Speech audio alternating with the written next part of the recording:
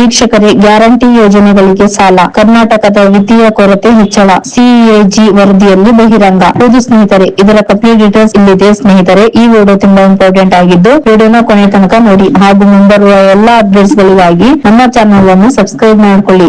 ಮುಖ್ಯಮಂತ್ರಿ ಸಿದ್ದರಾಮಯ್ಯನವರು ಇಂದು ಆಗಸ್ಟ್ 19 ವಿಧಾನಸಭೆಯಲ್ಲಿ ಸಿಎಜಿ ವರದಿಯನ್ನು ಮಂಡಿಸಿದ್ದು, 2023-24ನೇ ಸಾಲಿನಲ್ಲಿ 5 ಗ್ಯಾರಂಟಿಗಳಿಗೆ ಸಾಲ ಮಾಡಿರುವುದು ಸೇರಿದಂತೆ ಇತರೆ ಅಂಶಗಳು ವರದಿಯಿಂದ ಬಯಲಾಗಿದೆ. ಹಣಕಾಸು ನಿರ್ವಹಣೆ ಬಜೆಟ್ಗೆ ಸಂಬಂಧಿಸಿದ ವಿವರ ಸಿಎಜಿ ವರದಿಯಲ್ಲಿ ಉಲ್ಲೇಖವಾಗಿದ್ದು, ರಾಜಸ್ವ ವೆಚ್ಚದಲ್ಲಿ ಶೇಕಡಾ 15ರಷ್ಟು 5 ಗ್ಯಾರಂಟಿ ಪಾಲು ಹೊಂದಿದೆ. ಹಾಗಾದರೆ ಗ್ಯಾರಂಟಿಗಳಿಗೆ ಎಷ್ಟೆಷ್ಟು ಸಾಲ ಮಾಡಲಾಗಿದೆ ಎನ್ನುವ ಸಂಪೂರ್ಣ ಮಾಹಿತಿ ಇಲ್ಲಿದೆ. ಆರ್ಥಿಕ ಪ್ರಗತಿಯಲ್ಲಿ ಕರ್ನಾಟಕ ಹೊಸ ಇತಿಹಾಸವನ್ನೇ ಸೃಷ್ಟಿಸಿದೆ. ಕಳೆದ ಆರ್ಥಿಕ ವರ್ಷ ಅಂದರೆ 2024-25ನೇ ಸಾಲಿನಲ್ಲಿ ಎಲ್ಲಾ ರಾಜ್ಯಗಳನ್ನು ಹಿಂದಿಕ್ಕಿ ಕರ್ನಾಟಕ ಇಡೀ ದೇಶದಲ್ಲಿಯೇ ನಂಬರ್ 1 ರಾಜ್ಯವಾಗಿ ಹೊರಹೊಮ್ಮಿದೆ. ದೇಶದಲ್ಲಿಯೇ ಅತಿ ಹೆಚ್ಚು ತಲಾ ಆದಾಯ ಹೊಂದಿರುವ ರಾಜ್ಯ ಎಂಬ ಹೆಗ್ಗಳಿಕೆ ಈಗ ಕರ್ನಾಟಕಕ್ಕೆ ಸಂದಿದೆ. ಇದರ ನಡುವೆ ಪಂಚ ಗ್ಯಾರಂಟಿಗಳಿಂದಾಗಿ ಸಿದ್ದರಾಮಯ್ಯ ಸರ್ಕಾರದ ಕೊರತೆ ಹೆಚ್ಚಳವಾಗಿದೆ. ಅನ್ನಭಾಗ್ಯ, ಶಕ್ತಿ ಯೋಜನೆ, ಗೃಹಲಕ್ಷ್ಮಿ,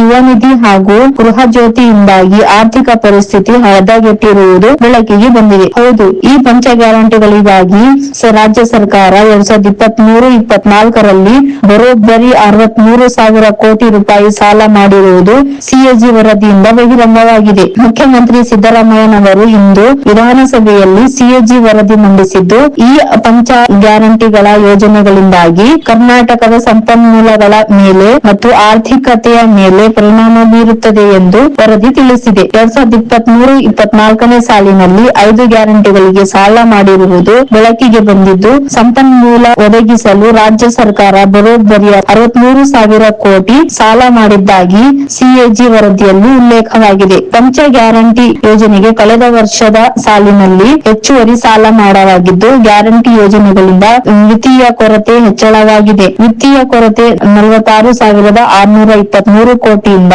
65,522 ಕೋಟಿ ರೂಪಾಯಿಗೆ ಹೆಚ್ಚಳವಾಗಿದೆ ಎಂದು ಸಿಎಂ ಮಂಡಿಸಿದ ಸಿಎಜಿ ವರದಿಯಲ್ಲಿ ಉಲ್ಲೇಖವಾಗಿದೆ. 2023-24ನೇ ಸಾಲಿನಲ್ಲಿ ಗೃಹಲಕ್ಷ್ಮಿ ಯೋಜನೆಗೆ 14,964 ಕೋಟಿ ರೂಪಾಯಿ, ಗೃಹ ಜ್ಯೋತಿಗೆ 8,900 ಕೋಟಿ ರೂಪಾಯಿ, ಅನ್ನಭಾಗ್ಯಕ್ಕೆ 7,384 ಕೋಟಿ, ಶಕ್ತಿ ಯೋಜನೆಗೆ 3,200 ಕೋಟಿ, ಯುವ ನಿಧಿಗೆ 88 ಕೋಟಿ ರು ಹೊರೆಯಾಗಿದೆ. ಮೂಲ ಸೌಕರ್ಯಕ್ಕೆ ಬಂಡವಾಳ ವೆಚ್ಚ ಕಡಿಮೆ. ಹೌದು ಸ್ನೇಹಿತರೆ, ಗ್ಯಾರಂಟಿ ಯೋಜನೆಗಳು ಅದರಿಂದ ಉಂಟಾದ ಕೊರತೆಗಳಿಗೆ ಹಣ ಒದಗಿಸಲು 63,000 ಕೋಟಿ ನಿವ್ವಳ ಮಾರುಕಟ್ಟೆ ಸಾಲ ಪಡೆಯಲಾಗಿದೆ. 2022-23ನೇ ಸಾಲಿನಲ್ಲಿ ನಿವ್ವಳ ಸಾಲಕ್ಕಿಂತ 37,000 ಕೋಟಿ ರು ಹೆಚ್ಚಳವಾಗಿದೆ. 2022-23 ಸಾಲಿಗೆ ಹೋಲಿಸಿದರೆ ಗ್ಯಾರಂಟಿ ಯೋಜನೆಗಳು ಮೂಲ ಸೌಕರ್ಯಕ್ಕಾಗಿ ಬಂಡವಾಳ ವೆಚ್ಚ 5,229 ಕೋಟಿ ರುಗಳಷ್ಟು ಕಡಿಮೆ ಮಾಡಲಾಗಿದೆ ಎಂದು ಸಿಎಂ ಸಿದ್ದರಾಮಯ್ಯ ಸಿಎಜಿ ವರದಿಯಲ್ಲಿ ಮಂಡಿಸಿದ್ದಾರೆ. ತೆರಿಗೆ ಆದಾಯದ ಹೆಚ್ಚಳ. ಹೌದು ಸ್ನೇಹಿತರೆ, 2022-23ನೇ ಸಾಲಿಗೆ ಹೋಲಿಸಿದರೆ 2023-24ನೇ ಸಾಲಿನಲ್ಲಿ ಸ್ವಂತ ತೆರಿಗೆ ಆದಾಯ ಅಥವಾ ಸಂಪನ್ಮೂಲಗಳ ಸ್ವೀಕೃತಿಯಲ್ಲಿ ಹೆಚ್ಚಳವಾಗಿದೆ.